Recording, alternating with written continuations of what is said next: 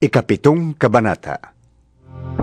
Lumapit kay Jesus ang ilang Parisiyo at tagapagturo ng kautusan na galing sa Jerusalem.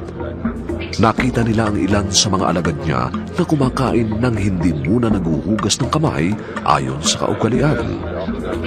Ang mga Hudyo, lalo na ang mga Parisiyo, ay hindi kumakain hanggat hindi muna sila nakapaghuhugas ng kamay ayon sa turong minana nila sa kanilang mga ninuno.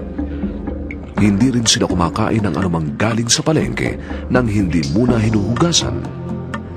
Marami pa silang sinusunod na minanang turo, tulad ng paghuhugas ng mga tasa, pitsero, sisidlang tanso at mga higaan.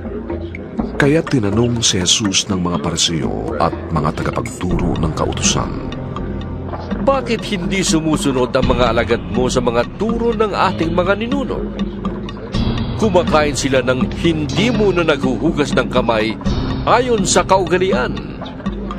Sinagot sila ni Jesus, "Tama ang sinabi ni Isaias tungkol sa inyo.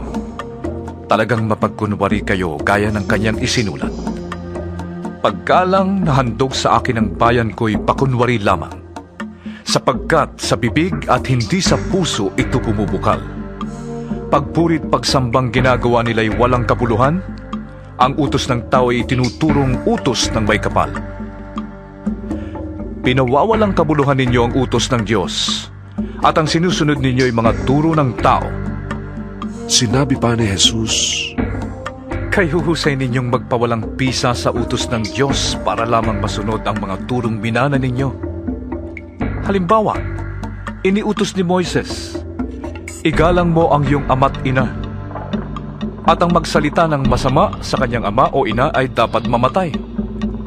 Ngunit itinuturo naman ninyo na kapag sinabi ng isang tao sa kanyang ama o ina, ang anumang maitutulong ko sana sa inyo ay kurban, inihandog ko na sa Diyos.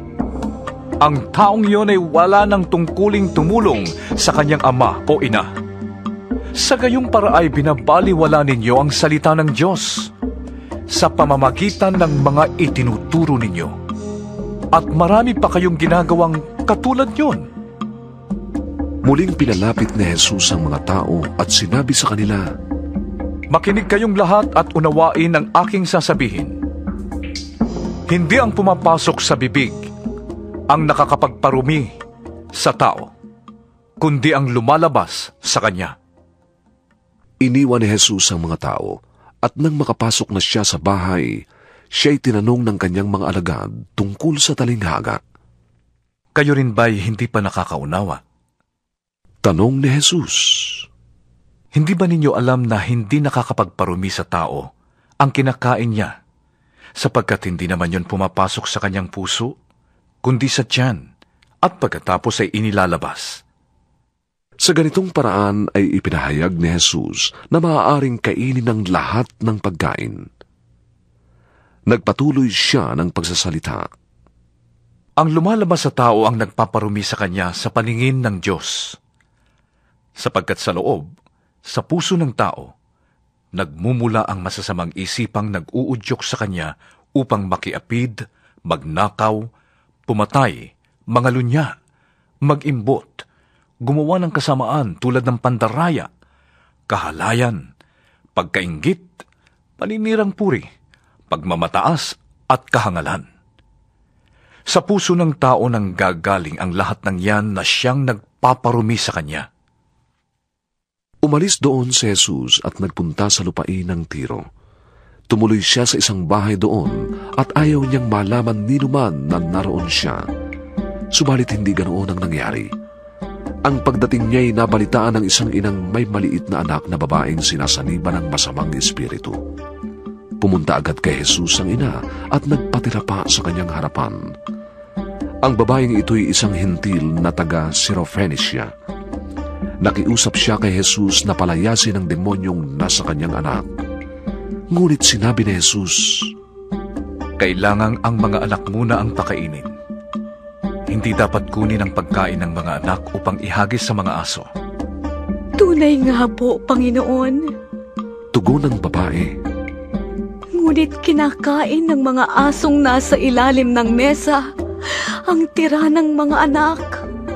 Kaya't sinabi sa kanya ni Jesus, Dahil sa sinabi mo, maaari ka nang umuwi. Iniwan na ng demonyo ang iyong anak. umuwi ang babae at naratnan niya sa higaan ng bata.